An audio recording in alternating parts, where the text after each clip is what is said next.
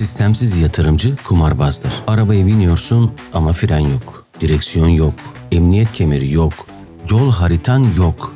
Kaç saniye yaşarsın? Borsada da durum farklı değil. Sistemi olmayan herkes er ya da geç batırır. Ben batırdım.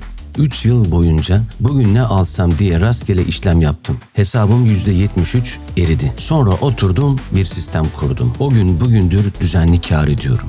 Düşüşüm %10'u geçmiyor. Senin 14 maddelik altın listenin tam kalbi burada.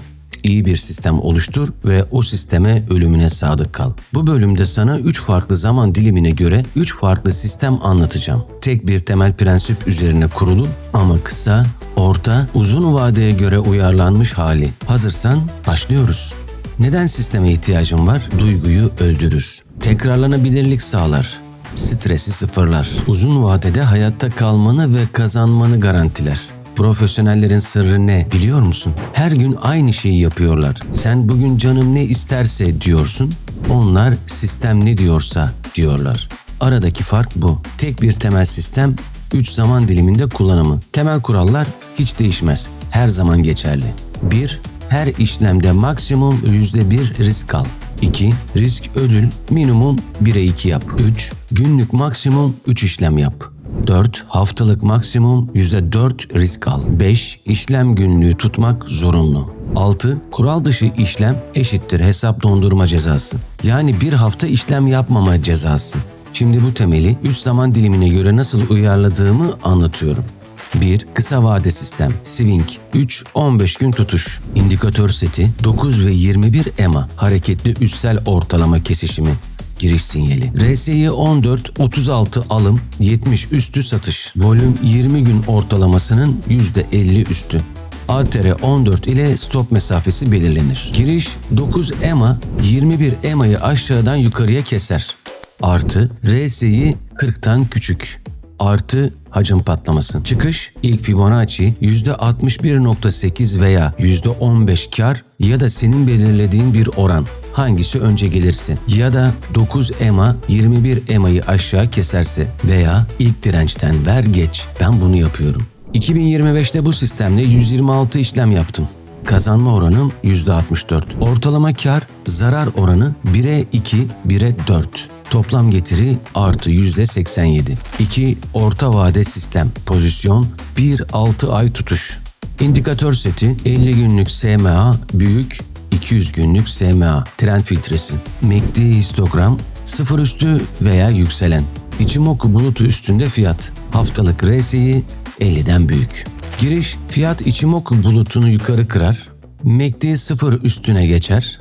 Çıkış 200 günlük SMA kırılınca ya da %30-40 kar hedefi. Bu sistemle yılda 12-18 işlem, kazanma oranı %72. Ortalama tutuş 3,5 ay, yıllık ortalama getiri %45-60.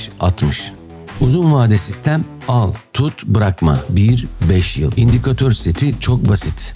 200 günlük SMA, basit hareketli ortalama, üstünde kalan hisseler, yıllık FOVÖK büyümesi %15'ten büyük. Temettü verimi %4'ten büyük. Borç bölü FOVÖK 2'den küçük.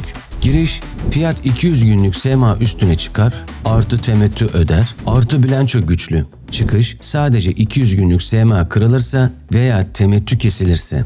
Bu sistemle 7 hisse tuttum. 3 yılda ortalama yıllık %28 getiri. Maksimum düşüşüm %12. Hangi sistemi seçmelisin? Günlük 2-3 saat ekran başındaysan kısa vade. Haftada 2-3 saat ayırabiliyorsan orta vade. Ayda bir kez bakıyorsan uzun vade. Ama önemli olan tek bir sistem seç ve onu ölünceye kadar uygula. Ben hepsini aynı anda kullanıyorum. Şu an sadece orta vade sistemim aktif. Diğerlerini kapattım. Sisteme sadık kalmanın 7 yolu. 1. Kuralları yaz. Duvarına az, telefon ekranına koy. 2. Her işlem öncesi sistem izin veriyor mu diye sor. 3. İşlem günlüğü tut. Excel yeter. 4. Kural dışı işlem yaparsan kendine bir hafta ceza ver. 5. Aylık performans raporu çıkar ama kural değiştirme. 6. Bu seferlik kelimesini yasakla. 7. Sistemin %60 kazanma oranı bile olsa uzun vadede kazanır. %90 bile olsa kural dışı girersen batarsın. Sistemin psikolojik hediyeleri. Sistemi kurup sadık kaldığında para ikinci planda kalır. Asıl amaç ruhunda olur. Bu ek kısımda sistemin sana vereceği psikolojik kazanımlardan bahsedeceğim. Ben yaşadım, sen de yaşayacaksın. İlk kazanç iç huzur.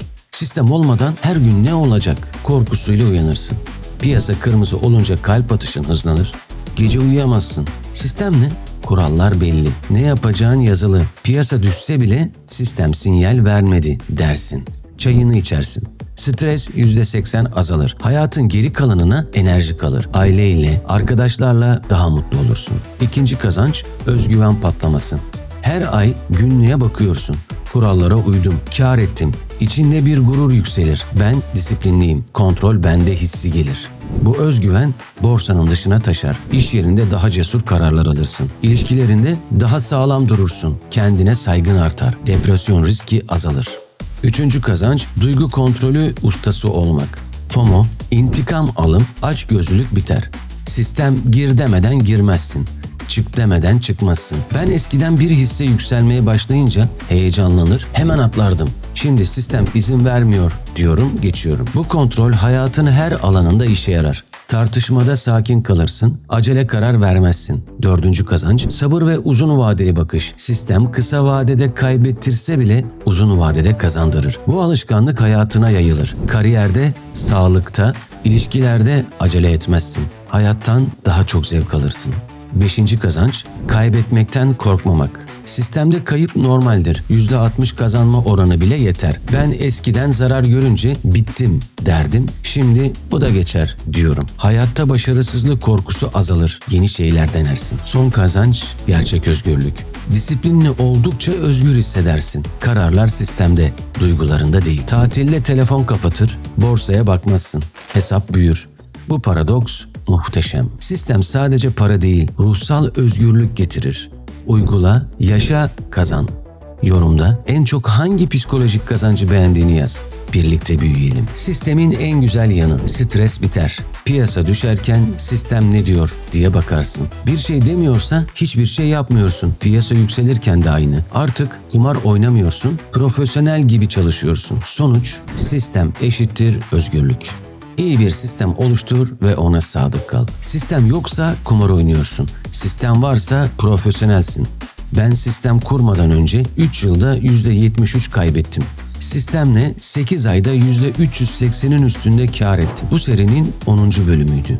Bir sonraki bölümde 11. maddeyi konuşacağız. Psikolojini her zaman yüksek tut. Çünkü en iyi sistem bile psikolojin çökerse işe yaramaz.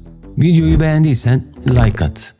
Abone ol, yorumlarda hangi sistemi deneyeceğini yaz. Birlikte disiplinli, birlikte kazanan olalım. Görüşürüz.